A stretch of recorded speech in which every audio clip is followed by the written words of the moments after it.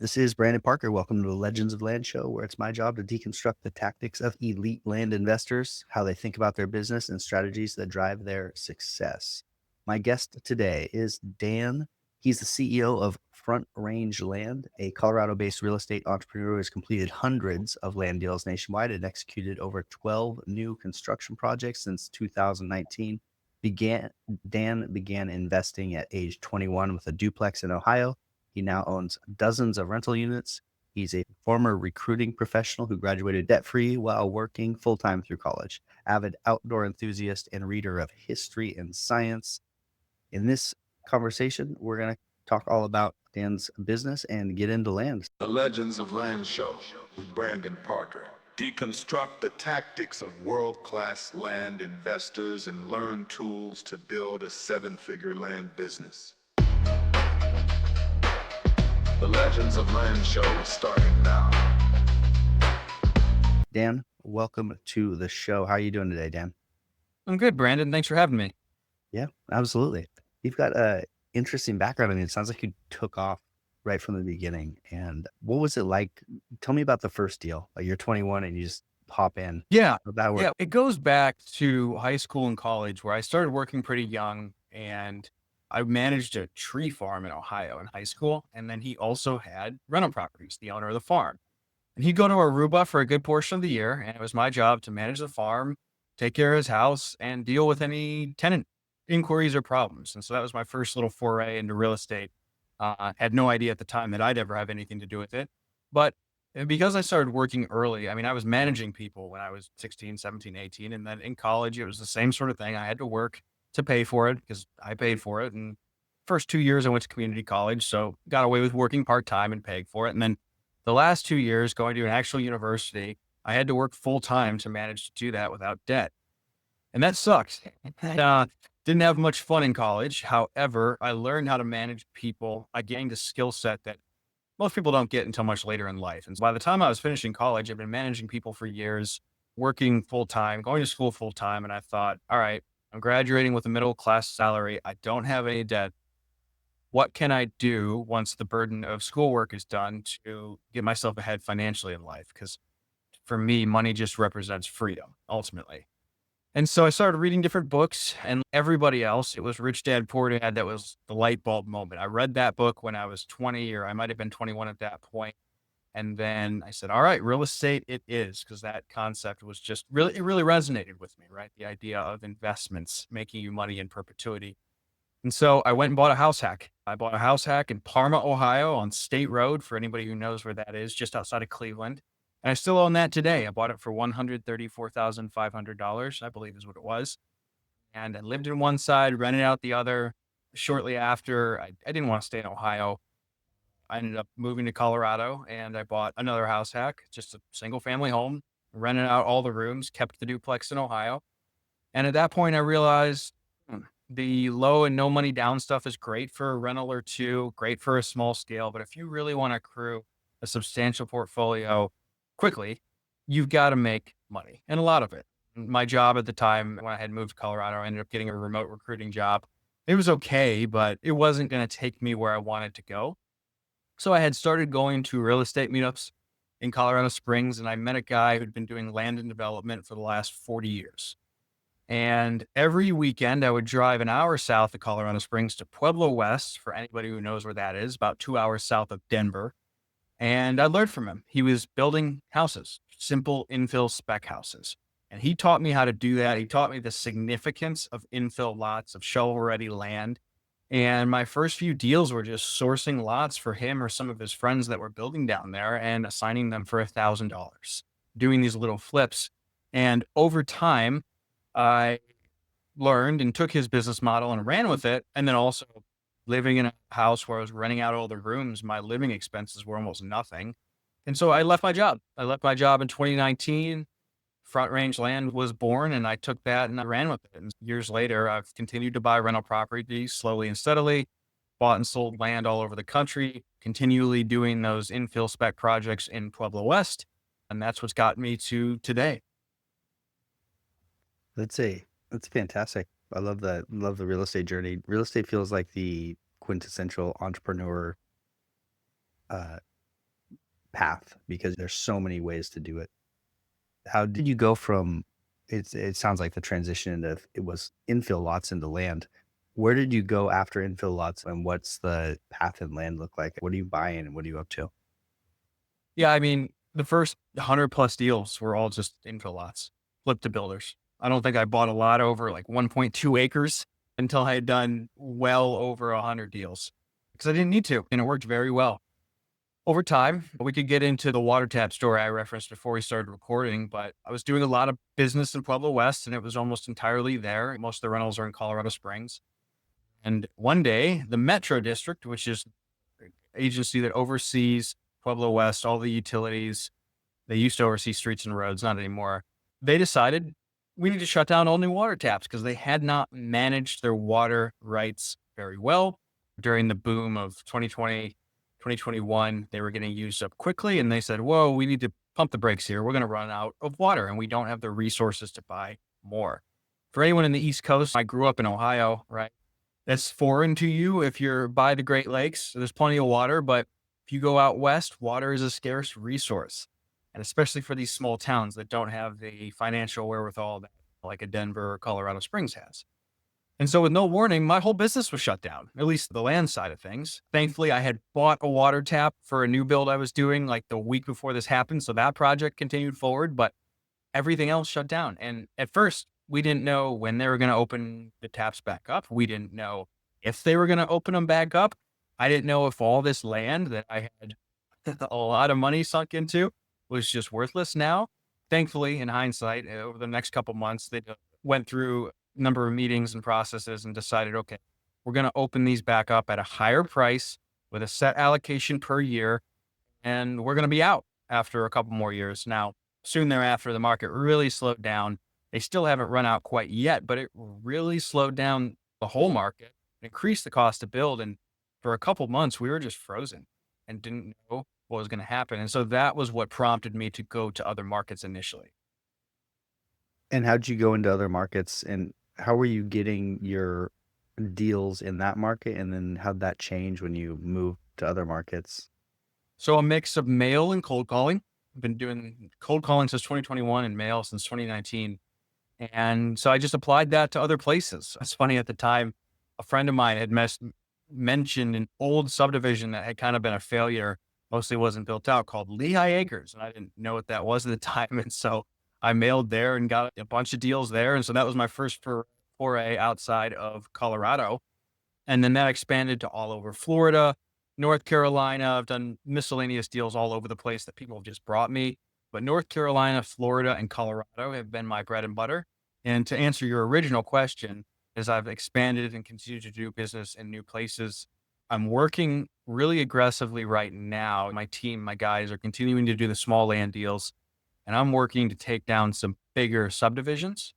And as I look to the future, that's really where I want to take the business because we spend so much time and effort on the direct to seller marketing to get deals. But if you can just pick up 1,000 acres or 500 acres, you can have inventory for years. And the complexity is not anymore around negotiating killer discounts and direct to seller marketing, managing acquisition guys. The complexity, the skill in the business is more around raising the money, structuring it appropriately, and then the skill set around how you're dividing property, how you're allocating CapEx dollars, and then how you're dispoing it. And that's really where I want to move as time goes on. And so I'm actively doing that right now.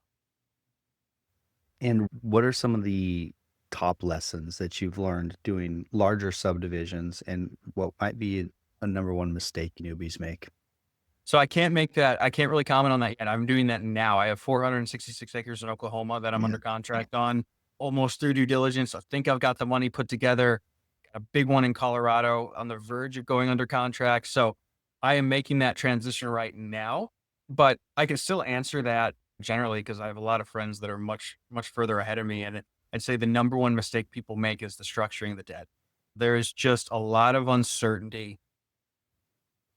Things can change, right? Things can change overnight. And as you move into longer projects, whether it's new construction or a subdivision, the longer you're exposed to change, the more risk your estimates end up being wrong. And so you need to be able to hold.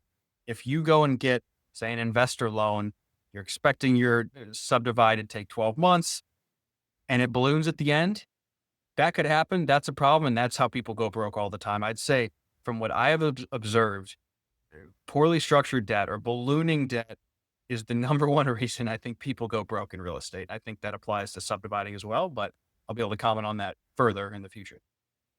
And you got a little bit of a lesson in the unexpected with the water taps thing. It's like you can plan for everything, but yeah, you never know.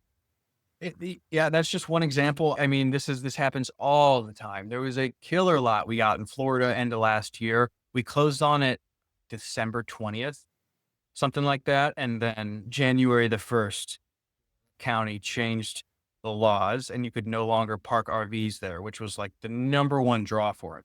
We still ended up selling it. Someone's just building a house there. It still was a good deal, but it dramatically reduced what we could sell it for. It took much longer to sell. And I've had this happen over and over again with government regulations changing and really screwing you over. Yeah, I mean, there's a lot of unknowns in the business. And this is why I'm more and more a fan of having a few markets that you know really well and sticking with them. And how do you pick your markets? You went out to Florida, North Carolina, Colorado, and then you started specializing. Did you test a bunch of places? Did you land, or did you just kind of do really good due diligence in the beginning and then land a couple places? How did you end up in the places you are? It's a mix. So the Colorado markets, I lived there at the time, and a lot of the markets, the guy that taught me land and development, he lived in Pueblo West. So I went to Pueblo West and he showed me a few other markets. He showed me Lehigh Acres at the time because that's nothing new. People have been buying and selling land there for decades. So he was the source of the first several markets. And then beyond that, I would just look around and find other very homogenous subdivisions with lots of land that hadn't been built out with lots of sales and just try them. And then beyond that model got harder and harder with the simple infill. And so not necessarily looking for subdivisions, but just going to the parts of the country that I knew were growing that I'd never heard of before and seeing where are there really strong ratios of solds versus for sale and just testing places. And then along with that, all the way, we are continually meeting competent realtors. And so I'll ask my realtors all the time, what are you seeing? Where's growing that we're not doing business? Where's growing that most people don't know? I found a lot of markets that way. So it's been a mix, but it's not quite as they sound a lot smarter sometimes in hindsight. The reality of business, I think, is you're stumbling along and figuring it out as you go. And it's been true with market selection as well. That's actually a great take. A survivorship bias. It's like you a bunch of stuff's happened and you have these markets, but it wasn't like some tactical plan in the beginning. That totally makes sense. So the you how are you how much data are you pulling and what's it look like? Are you pulling 10,000 records? What type of filters? And you don't have to like give away your exact counties and things, but just what's your strategy around pulling data and then how often do you send it? How often do you cold call it versus mailing it? And what's that whole thing look like? So 15 to 20,000 records a month. And there are places I know very well, and we hit those on a consistent iteration. I have a prime market iteration sheet where all the different areas are broken up, and every 5 to 6 months, we cold call and mail them again over and over again. There's places I've been mailing for 6 years, and you still get deals because it's always in flux, just like any business. And then along with that, we're always testing new places within a few hours of booming areas, places that are referred to me, and we will mail and call the same data all at once because it's so cheap and easy to call. I don't see any reason not to. And let's see, I'm trying to keep track of all the points I want to make here. I have gotten more specific with the mail I'm sending, where it's really niched down and the mailers are really targeted to the specific subdivision or the specific neighborhood. And there might be a background that's a picture of, hey, here's a lot we just bought in such and such neighborhood. We'd like to buy yours too. And that's really helped. And of course, being branded Colorado Front Range Land as the business, Colorado mailers do much better. And then finally, I have VAs scrubbing tax lien lists. I have found all sources outside of direct from the county to be totally useless. And you have to go direct to get that. I mean, I use PropStream for all of our normal data, but PropStream is useless for tax lien lists. It's not accurate. I've tried so many sources, it's never accurate. And so it always has to be direct from the county. So I have VAs manually pulling those. And then we hit tax lien lists because those are very reliably a source of deals. Are tax lien procedures in each county different?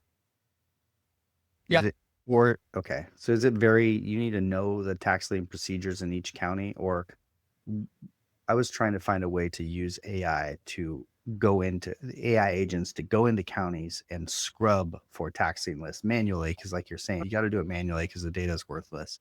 But if you were to get tax lien lists for an entire state somehow, could you effectively do tax liens in 15 different counties? Or do you need to know specifics about each of those counties? To be clear, I'm not buying the tax liens. We're just mailing the people who are years behind on their taxes, and they're often a good source of deals. So I don't necessarily need to know the procedure of each county, but what's challenging is where is the data?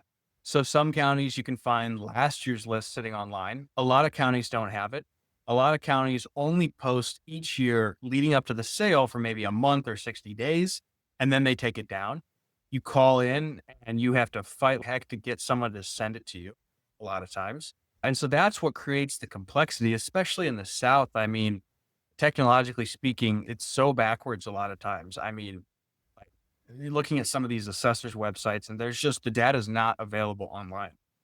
I mean, still doing business in North Carolina, they still won't send wires. Most of these people, these escrow attorneys, they'll only ship checks, which is obscene, but it also the Huh. incompetence creates an opportunity.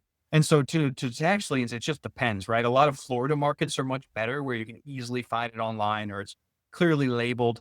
But even then, it's not labeled whether it's land or a house or apartment or commercial strip center. So you still have to do a lot of scrubbing. Sometimes you can find that based on the legal description or assessed value or improvement value, but oftentimes not. It's literally just parcel number, seller name, address, and amount owed. And you have to scrub one by one to determine, do they still own it? Did they end up selling it? And is it a piece of land? Yeah. Yeah, that makes sense. I mean, in these inefficiencies, that's where a lot of opportunity is. Sounds like you're finding that. That's cool. You mentioned you're waiting 5 or 6 months and then going back to these counties. You've been hitting some places for 6 years. Do they remember you? Do they have a letter from you from the past sitting around sometimes? Or is that kind of like how much value's in hitting the same place over years and them knowing your brand, or is that just doesn't matter? It's really hard to quantify. We've definitely had people call and say, "Hey, we've got your mailers over the years," but I can't quantify that. I will say, regardless of whether they remember you, it's just being in front of people when it's the right time. And so I remember this was really exemplified to me in 2023. I remember this. I had an acquisition manager that was out for a week. And so I was dealing with some of his leads. And we had just mailed Pueblo West for the, I don't know, 20 something. So 20 something at the time.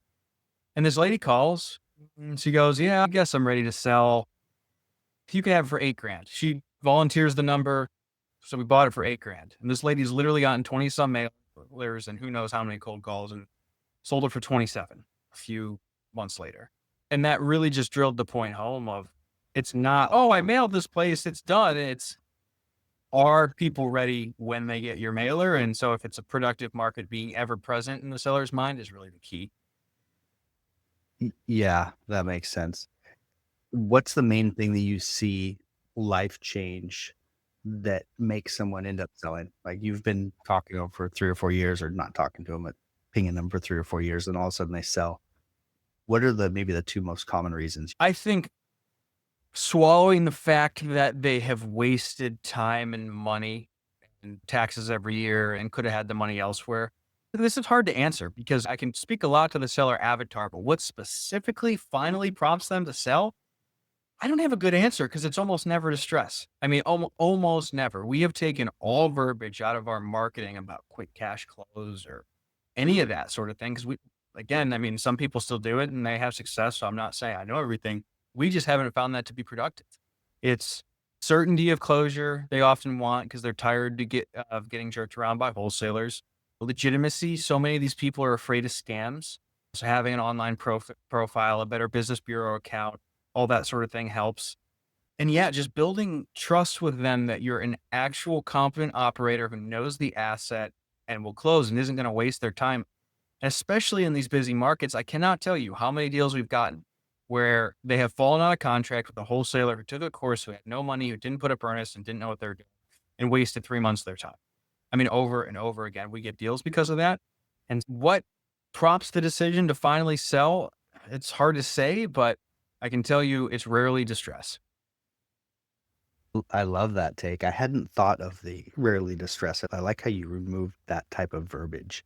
What we've been hammering really hard on is the Hormozy thing with sales. Like people want three things. They want certainty that this is going to get Mhm. done, certainty that you're a trust, basically that you're a good operator, that you'll do what you say.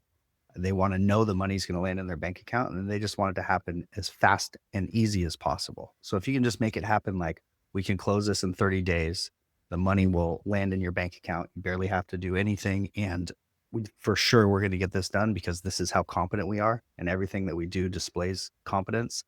That seems to move the needle a lot. And it's not a sexy answer. That's actually Mhm. kind of boring. Like you just have to be really good at doing land land flips. Yeah. There's not a lot of magic to it, especially with the there's so much good information now about flipping land that there's a lot of new people in the space that are underfunded and that are doing their first two or three deals and that are calling and then not calling back. And people I listened to one of our cold calls the other day, and the person was hammering our cold caller, just like, I've had 20 something cold calls and I get mail once a week and every one of you guys just calls me and then doesn't call back. Just tell Mhm. me a number and follow through and I'll sell my. I was like, whoa, okay. That's actually Perfect. Sounds like good he's feedback. motivated. Yeah. Yeah. Yeah. It's like, that's a great lead, actually. Let's like, yeah, let's perform for once for these people. Yeah. I like that topic. So, y- what type of KPIs do you measure? Like, what are your, yeah. This has been tricky. So I do measure how many mailers we're sending, deals closed from mailers versus cold calling, how many cold calls, how many offers my guys are making. But the reality is, it's simple statistics where if you don't have a large enough sample size, it's really hard to get any meaningful data. And you pair that with how much things are constantly changing. And then you pair that with how many different markets we're in. Cause it's not like single family houses where, if you're in a major metro, you might have 20, 30, 40,000 houses you can mail to. And that really helps have a meaningful data set where if I've sent 8 to 10,000 mailers a month for years. And then we're cold calling between my two guys, let's see, two each side. So call it 16 to 20,000 calls a month. And we're getting better data around the cold calling, and I need to aggregate that now that we've been doing that for a while and get some KPIs. But around mail, I have never been able to pull anything meaningful out that actually manifests in reality because there's been so much change and turmoil and switching markets because this one slowed down and just so many different variables that I could go back and do averages and tell you numbers, but they don't have any meaning in reality. I have a buddy that's doing 100,000 mailers a month, so someone like him could get a more real regression to the mean there. So around mail, it's worked. We make money, so I keep doing it, but I can't give you good KPIs. It takes several thousand mailers generally to get a deal, but then sometimes we'll mail a place and send 800 mailers, and in that market, we'll get two deals. And then with cold calling, we started the triple dialer last fall. So I should have some meaningful amounts of data here to really speak to numbers. But again, then I look back at deals closed, but oh, that one ended up having unsolvable probate. So I guess, all right, that falls off. And also, all that to say, Brandon, I know I'm rambling, but I don't have very meaningful numbers of, oh, this is how many calls it takes to make X dollars because it never manifests in reality. I feel you. People Yeah. joke. There's like memes on Twitter about pipeline profit. It's pipeline profit. It's like it's a mirage that so much Yeah. changes between how much you think you're going to get and how much you get. And on the other hand, that's one of the things that's easy to measure right when you do a deal. So it might Hmm. not be accurate, but it's at least a metric. And then the other thing that I think about, I'm hammering with my team, we Hmm. hammer on this. It's which of we're measuring all these KPIs. We have all these beautiful numbers, but which of these can we make actionable decisions on that make us money? If Mhm. not, we're just measuring because we're being cute. So I think that 80/20, like you're saying, sometimes it's just better to do more volume and keep getting deals and making money and not get stuck in the weeds on numbers that aren't necessarily actionable. There's a fine line there for sure. Let me expand on that a little bit because I don't want to say I can't get anything meaningful out of it. I look back, I'll go twice a year and try and look back 6 months in arrears and not the immediate 6 months because there's such a long cash conversion cycle oftentimes. So in June, I can get really meaningful metrics around June 2024 to the beginning of 2025. And when I've done this in the past, last year, I'll say I definitely got a much better multiple. If I look at all the payroll dollars and money spent towards cold calling, I have been getting a much better return on cold calling than mail. But mail has still worked, and I don't want to be 100% reliant on cold calling because that can get shut down very quickly with changes in laws. We got really lucky. I know there was one that got shot down a few months ago. Forget what it was, but it was problematic for cold calling. I know that. But legislation can really hurt us when it comes to cold calling. And so I don't want to be totally dependent on it. So we keep sending mail. But I can get some idea. It's just when I hear people start citing, all right, it takes this many mailers and then this many offers, and I get this deal worth X. It's if you're not sending a massive volume, your numbers are meaningless and you're diluting yourself and just don't understand statistics. If you have a whole team cold calling, you might be able to speak to that with really real numbers if you're doing a huge volume, but you need a big volume to get a regression to the mean. That's true. And even with, I mean, we made 5 million cold calls last year. Even Okay. with a massive amount of cold calls, it's still a range Yeah. because, like you're saying, what county are you calling? What type of property are you targeting with the filters? How good is the closer? So, like, those factors end up just skewing the numbers so far that it's still just, even with massive data, it's still a range. Hard. Yeah. But I like there's a book by John Seffer called Output Thinking. And I like measuring outputs of each of our clients individually. And I think that's what we kind of push people to do is, okay, don't worry so much about how many cold calls we do for you, how many leads we send, how many are qualified. Look at your acquisitions manager, your salesperson. How many offers are they making on the phone? How many contracts are they sending? How many of those contracts are getting signed? Those are some outputs that are measurable. They don't need to be, they're not tied to anything else besides having good conversations about money and sending contracts and then getting those signed. And those are metrics that feel simple and actionable. And that's my current take, that these things change all the time. I actually got that idea from, I think I heard AJ Sharma say that. And I was like, that's good. I'm taking that. Anyway, on the cold calling. So let's dig into a little bit about that since we both do that a little bit. What dialer are you using and what's the management of that look like? Mojo dialer? I don't know much about it. I have one guy who kind of oversees the other two callers and he uploads the data for me, does a lot of that. I know whitelisting all our numbers is really significant and made a big difference. We're always cycling through the numbers. But other than that, I can't speak to it a whole lot. It seems to be pretty simple and the guys learned it quickly and we're on the triple dialer. Nice. Yeah, the nice thing about cold calling is there are a lot of talented people that you can get hired onto your team that have done it before. Like a lot of people who've worked in call centers, have managed teams. So you might be able to find a person who managed a team of 100 and ran a little mini call center, and you could just have them working for you. So that's a kind of a cool thing about call centers, or excuse me, dialing.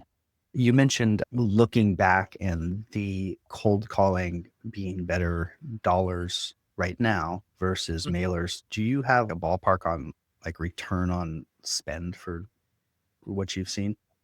Yeah, when I looked at it last time, and again, this was looking back 6 months in arrears, like I said, and the prior 6 months, right? So almost a year. And all accounting for all the money that was going out for the cold calling, so payroll, I mean, I include employee health insurance, everything. It was about a 6 to 1 looking at HUD to HUD profit. Beautiful. Beautiful. And then do you have that for mailers? Do you have an idea on mailers too? Yeah, it was lower for that period. It was more like 3. For that specific period, we had gotten much The mailer deals were very liquid. They were very desirable. They moved pretty quickly. And so I didn't want to stop that. So yeah, it was closer to three.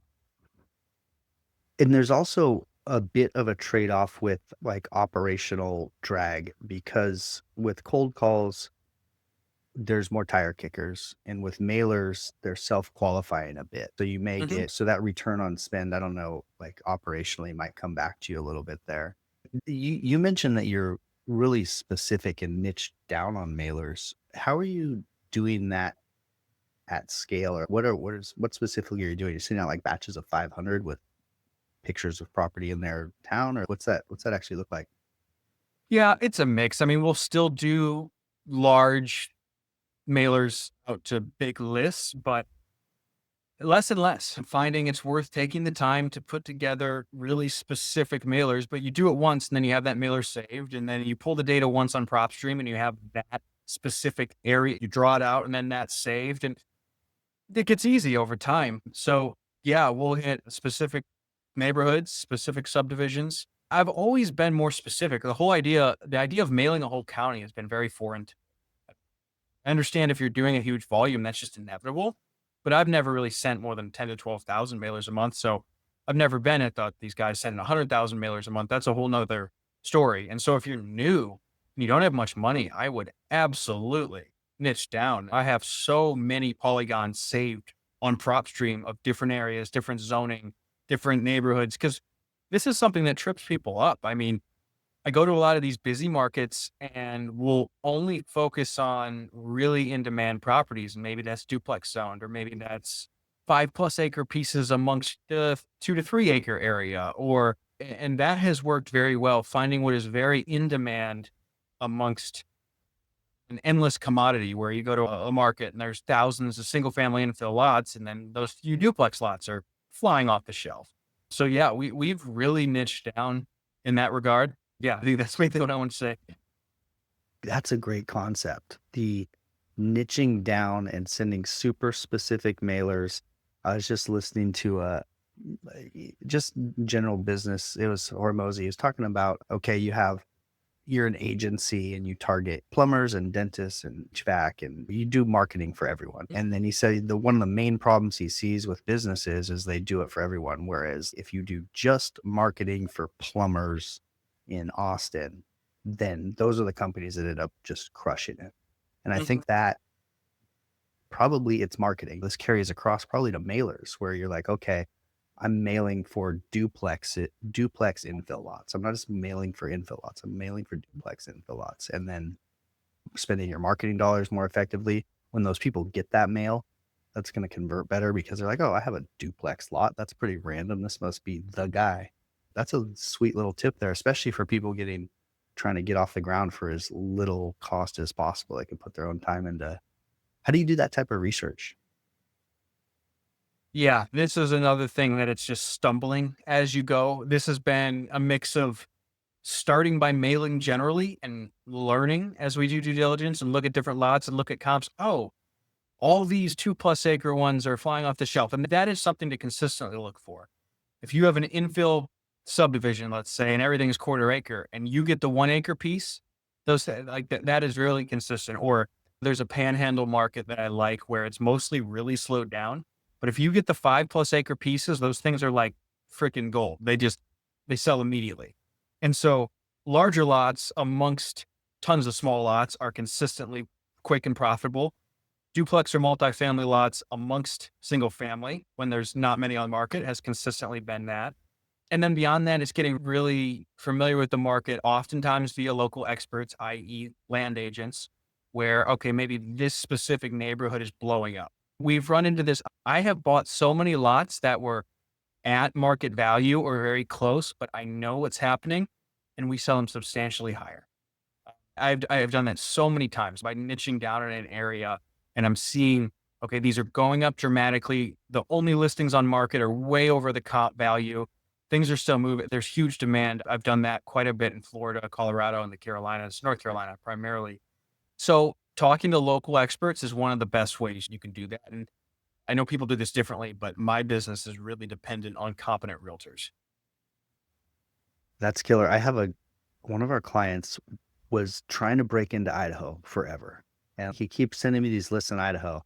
These people of success in Idaho. I'm like, honestly, I haven't. I don't know. I know Idaho's got killer markets, but no, I haven't. And we're doing different things. And all of a sudden he gets on a plane, he flies out there and he goes to the counties. He hangs out with realtors. He finds some brokers. He has them show him around town.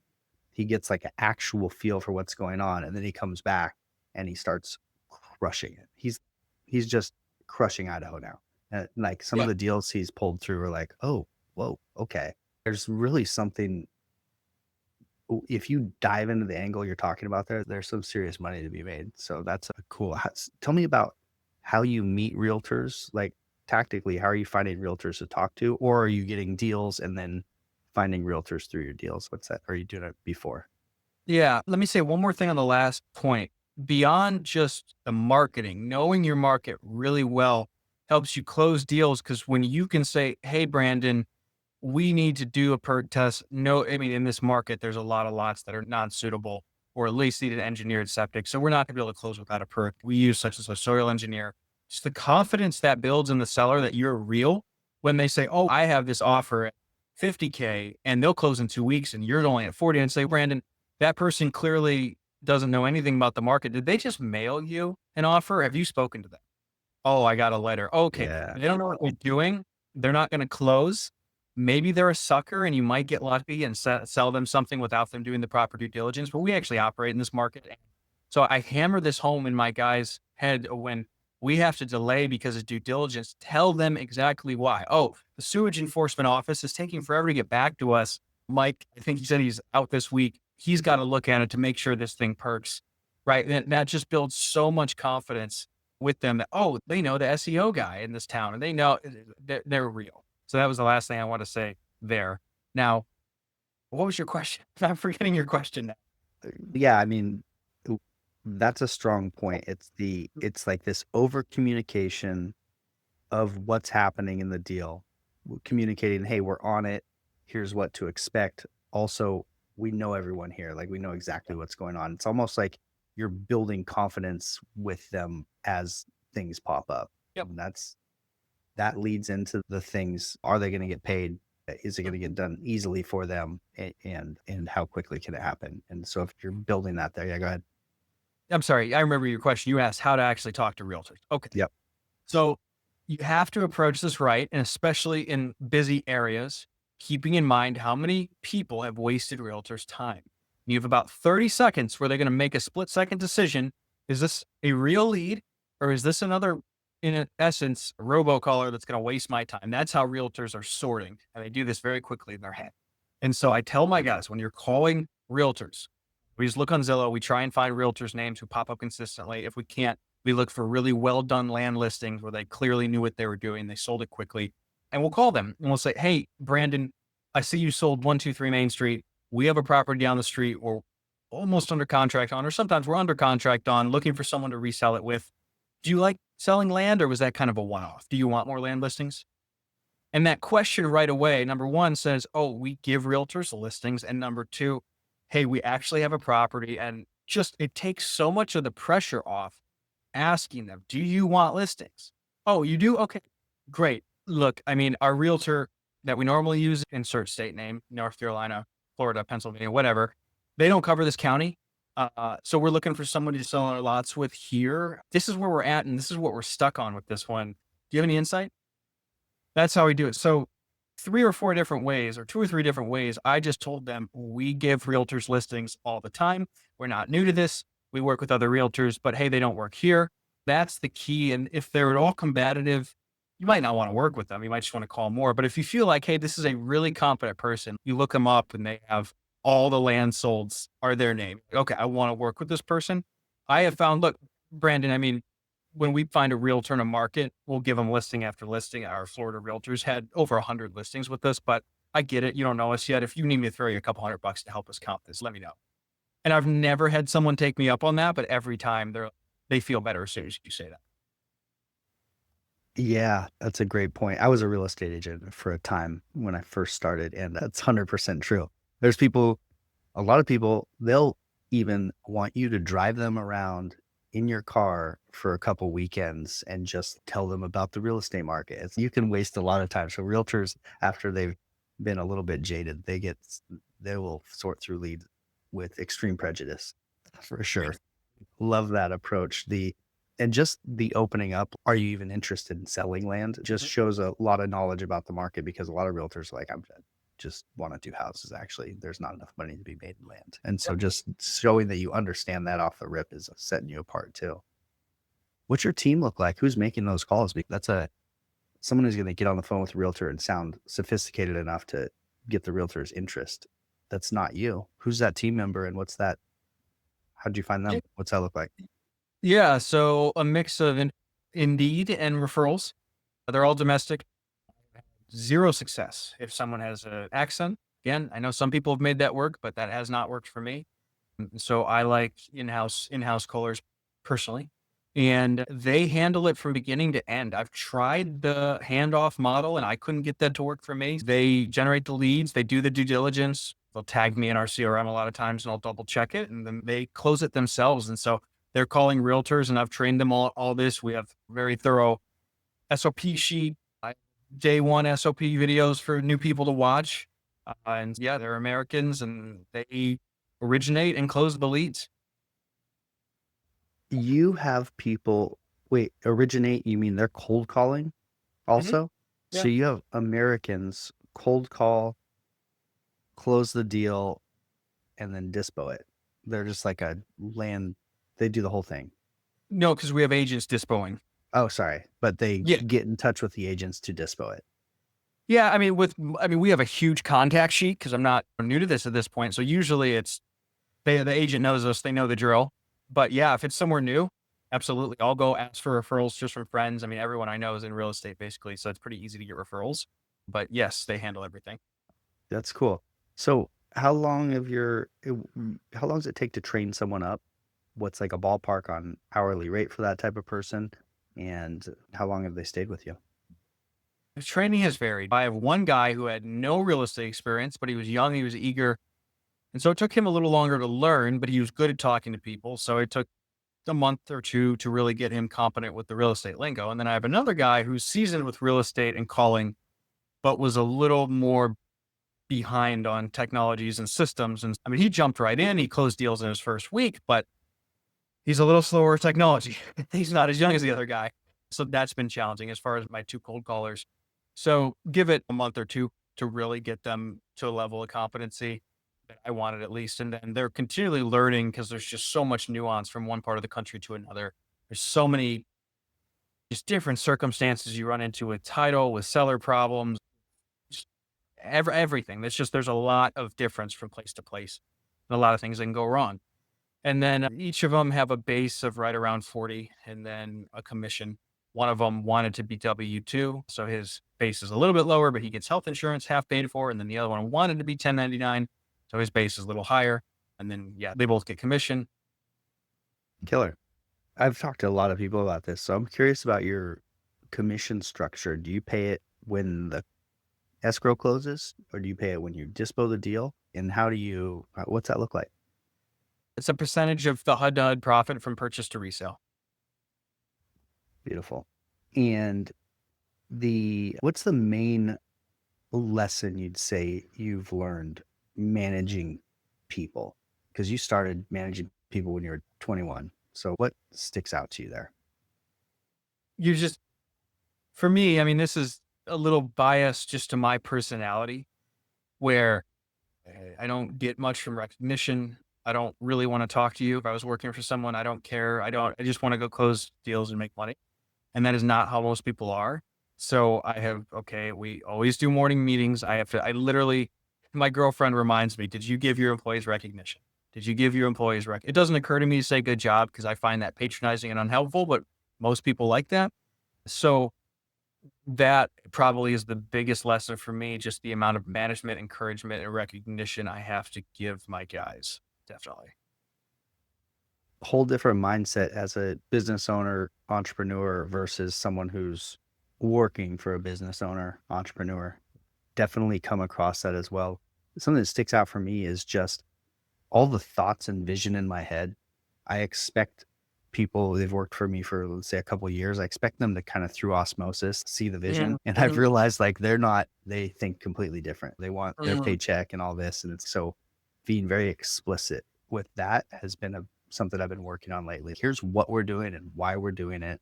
Like just trying to get this out of my head so that, and it can't just be once too. It's got to be like consistently. Here's why we're doing Yeah. this. Yeah, that's cool. Something I thought of when you were talking about your SOPs. I just this you might have discovered this already, but have you seen Notebook LM? Google Notebook LM. It's are you in the Google ecosystem? Yeah. Yeah. Okay. So Google has Gemini, which I haven't used yet either. It also has Notebook LM. Notebook LM is like a mini large language model that you basically do pages of notebooks. So like a page of a notebook could be all of our cold caller training. You can upload YouTube videos, these from Notion, text documents, PDFs, like anything that I have as far as documenting processes, even videos that I've shot or trainings that I've shot, my Fireflies recordings. I can upload those all into a notebook for cold calling. And then it becomes like a Wow. instant wiki. It almost makes SOP. I mean, I still feel like I need SOPs, but it's almost like I don't need SOP. I can go in there and say, hey, give me the first 10 days of training for a cold caller and that type of thing. Or the cold callers have a question and they could just type it into this search window. Here's a video of Brandon explaining that. Or here's the answer and here's a link to the source of a time that Brandon coached on that exact thing. So it like brings all the knowledge of the company to a point of just an individual at the company, which is, I think it's pretty cool. I haven't started playing with it too much yet. But I'm excited about it. Anyway, there's some, Yeah. I have to check that out. ChatGPT has saved me so much time. And don't get me wrong, ChatGPT is interesting where sometimes it'll respond to what I say to my prompt and it'll summarize what it wants me to do and it's spot on. But then for whatever reason, it just won't do it.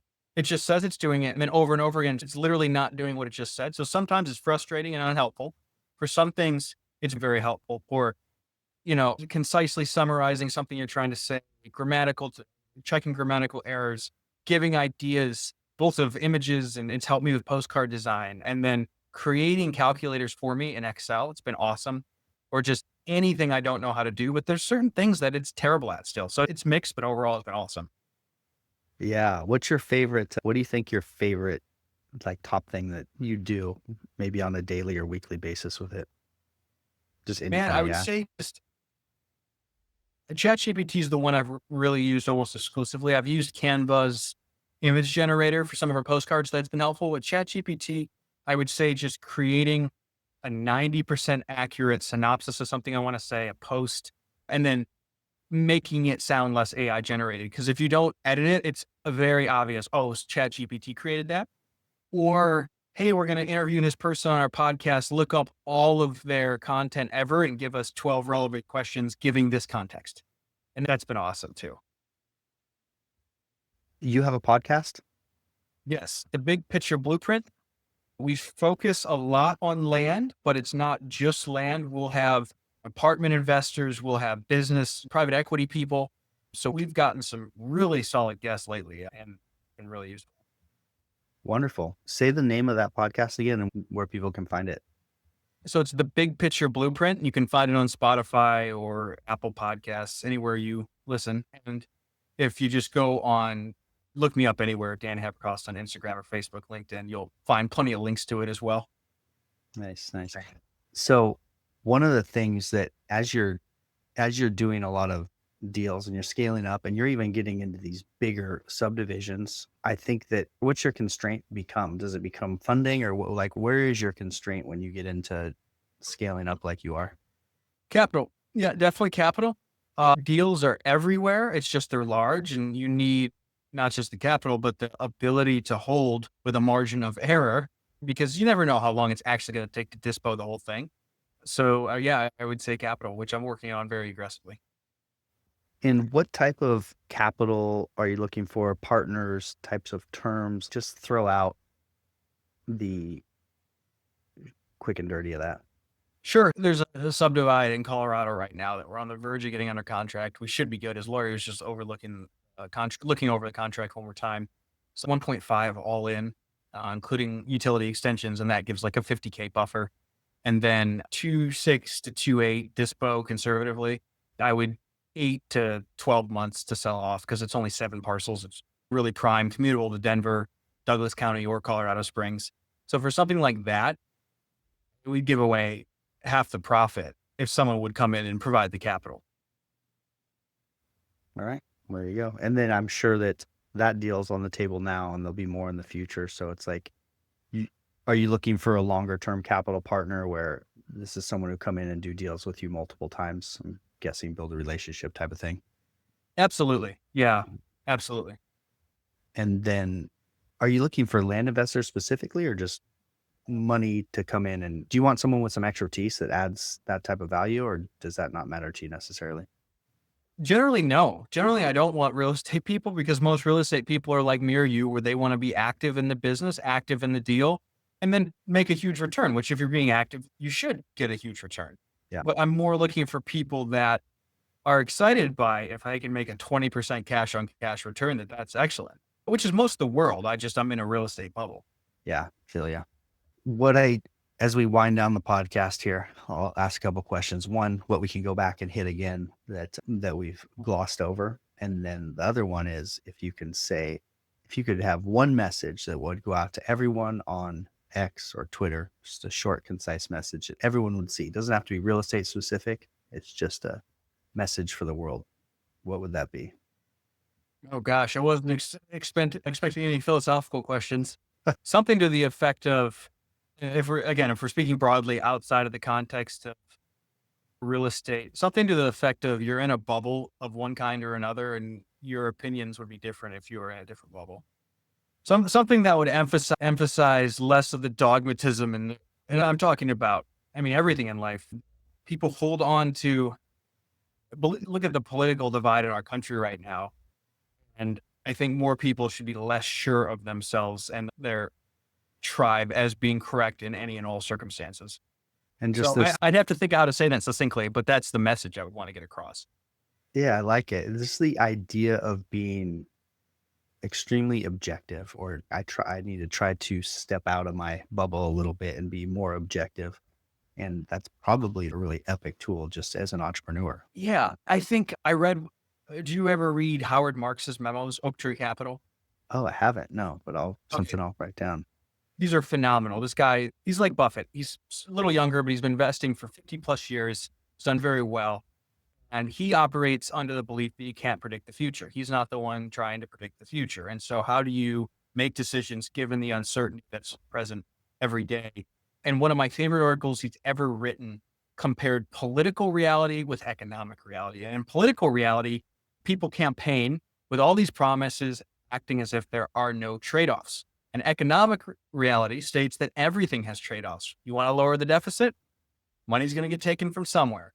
You want to let more people into the country or less people into the country. Like there's trade-offs to all of these stances, and everyone that's at least a political zealot speaks as if their stance has no trade-offs.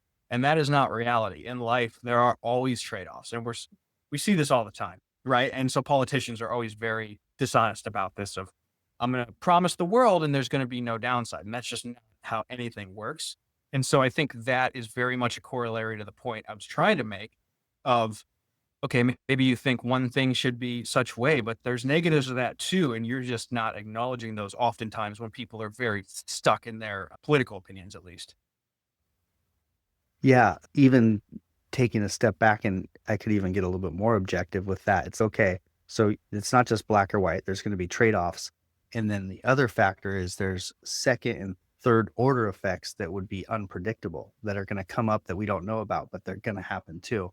And we can kind of guess at what those might be. But so there's the immediate trade-offs, and then there's things that are unpredictable because they're second and third order effects, and we're not supercomputers, so we don't know yet. Yeah.